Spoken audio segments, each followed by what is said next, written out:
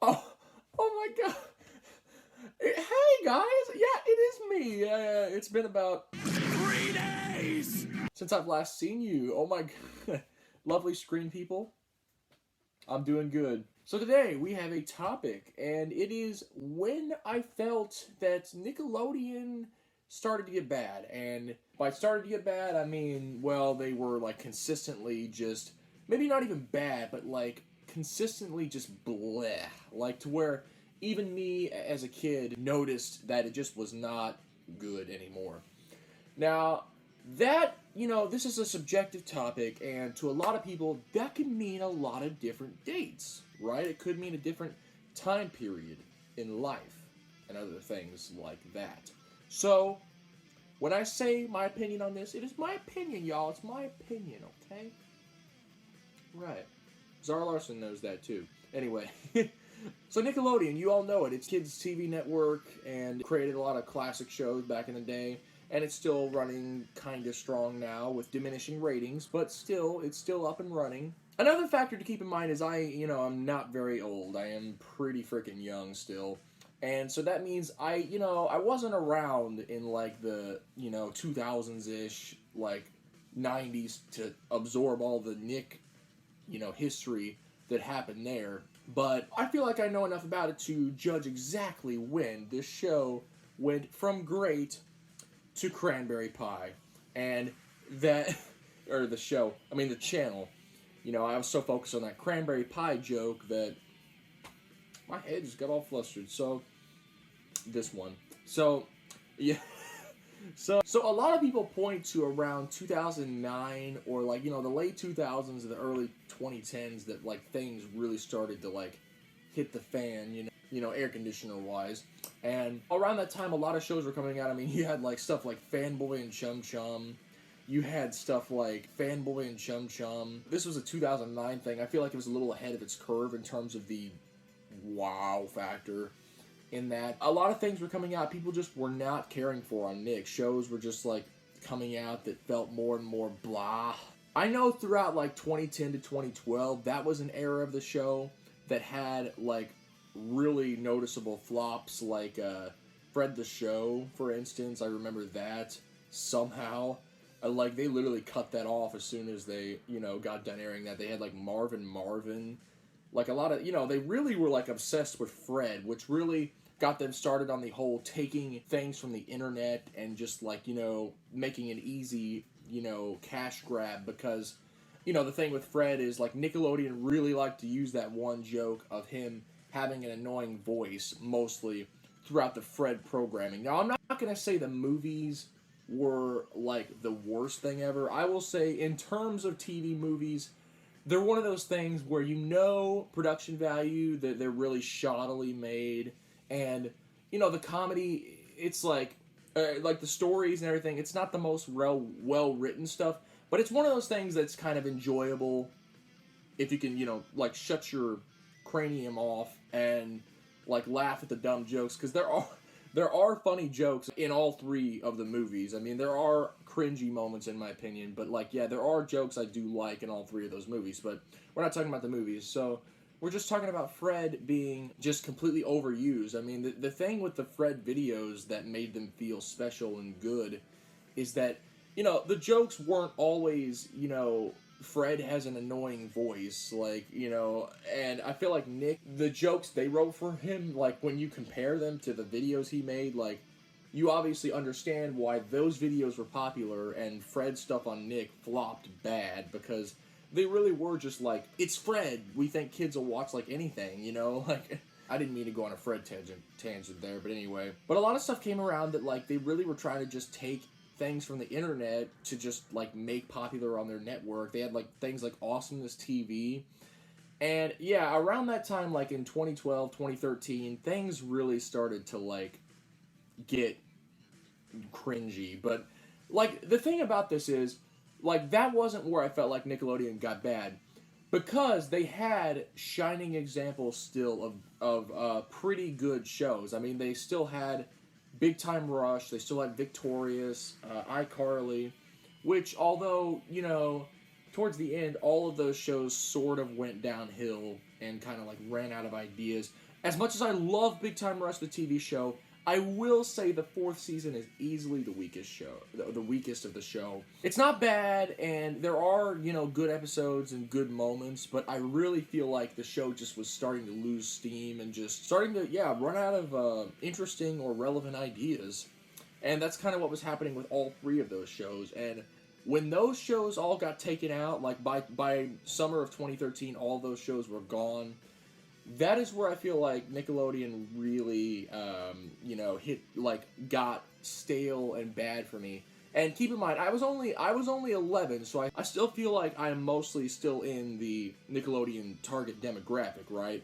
But even then, I was like, some of these new shows they put out to replace these, like, you know, Sam and Cat and the Haunted Hathaways. Now, Sam and Cat still had the Dan Schneider charm, but obviously, even I could tell then it was a much inferior iCarly or Victorious. But, you know, the Haunted Hathaways, things like that, I just was watching it, I'm like, okay, maybe it's not the worst thing ever, but it's like, God, I'm like, it's not funny either, and it's like, I'm used to, like, Nick programming being, you know, funny or interesting, and yeah, I was like, ugh. And it's like, ever since then, we really, I don't know what it is, a lot of the shows have just been bland. Like, not even maybe terrible. I mean, some of the shows have been terrible. I have to think, I'd have to think of examples, but most of the shows have just been, like, bland. I don't know what it is. A lot of the actors, they just can't get as interesting or memorable of actors, maybe, as they used to. Because I would be scratching my head as to why, you know, why I'm not finding Henry Danger or Game Shakers as funny as the old shows. And it's like, you know, even now, I can still go back to the old shows, like, you know, Drake and Josh and iCarly and stuff, and still laugh at the jokes. Like, the comedy, like, can be there, and it can be funny, and, like, I still enjoy it the same way I always have. But I kind of wonder why Game Shakers and Henry Danger, for example, made by Dan Schneider, using a lot of the same kind of humor, but just not, for some reason, it's not as funny. Like, I don't understand. It may be just that the humor is stale, but it's like, it may just be the way the stories are written. I don't know, the pacing of the show always has been a problem as well, and just I don't know what it is. It's just like, I've always thought maybe it's just the actors can't deliver the humor as well. Like, you probably can't just get anybody to play Josh from Drake and Josh and have him go spherical and make it as funny. Like, I realize that. So it's like, it's really all in the way the actresses deliver the lines that kind of creates the comedic timing chops to get your brain moving to laugh. Yeah, you know what? You get it, yeah. It's like, I can understand why the ratings are, like, dipping bad. Like, they can barely get 1 million views on a new SpongeBob episode, for God's sakes. And I know that's probably because more people are moving to things like YouTube and TikTok, you know, for their entertainment, or like streaming services to watch, you know, TV kind of programming like Netflix and Hulu and stuff. So, like, you know, nobody's watching, like, cable TV anymore, but still, it's like, I feel like more people would watch, though. I feel like there'd be a bit more demand, like, hey, I really want to watch Nickelodeon, even though I've got this stuff, I really want to watch Nick.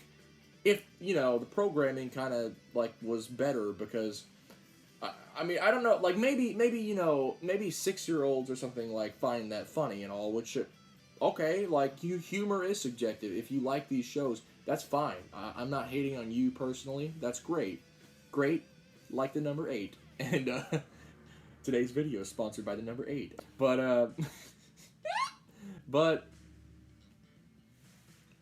ooh, do I look a bit more muscular when I... Ooh, yeah. When I have my arm like this, I'm not very muscular, but, yeah, check that, I'm certainly living like Larry. Let's go. And it's not to say I haven't liked things on Nick, you know, since 2013, like, I haven't liked anything, but it's like, the consistency of mediocrity on the network has got me to just become literally just disinterested in a lot of the new stuff. It's like, maybe some of it is good. Like, I have not seen very much of things like Danger Force, for example, or some of the new stuff. I have seen quite a bit of Henry Danger, and like occasionally it's enjoyable. Like occasionally it is kind of funny, you know.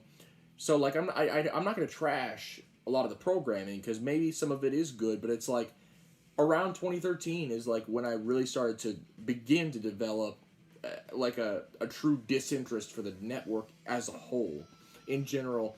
And I don't think that's really because like again, people will argue like, well, there's a point where everyone, you know, outgrows the network, and it's like, well, I wouldn't say I've outgrown the network, but it's like I feel like a lot of people would agree that it has simply just taken a huge nosedive in quality compared to a lot of the content they were getting, say, a decade or two ago. You know, like I feel like it's like it's not a contest, you know, in my opinion, that a lot of this stuff just does not hold up compared to the old stuff. And I hate to be that guy, but I'm gonna do it, yeah. But anyways, that's just my thing. You know, thank you all for watching the video. You know, if you liked it though, like, comment down below, subscribe. Like, let me know what you think about the state of Nickelodeon nowadays, and like, when did you feel it really started to tank in quality? And one more thing, I feel like a lot of it, I still will have that theory that it is like SpongeBob may have been a contributing factor in the network's decline as a whole. Because think about it, when you have something that insanely massive on your network, you know, it's kind of like, well, it got, like, you know, SpongeBob continued to get bigger and bigger and bigger, you know, larger and larger and larger, and, you know, like, when you get, like, something that huge, it's like, you probably are just like, okay, well, that's already making us, you know, boatloads of money. See joke, SpongeBob. So, you know, like, it's already making us a lot of money, so it's like, why, you know, we don't even need to come up with new programming. We don't even need to, like, you know, have anything exciting or new. Like, we just have this stuff, like, there you go, you know, and... But, like, maybe it's not even SpongeBob. Maybe it's just the natural deterioration of a network, you know, since the internet age is kind of coming to kill any sort of TV. Like, I'm really surprised cable companies are still, like, in existence. I mean, I know they're trying so hard to remain relevant, but yeah, okay. But that's the video for today, guys. I just wanted to, you know, bring that discussion topic to life, and yeah. You're welcome. Yeah.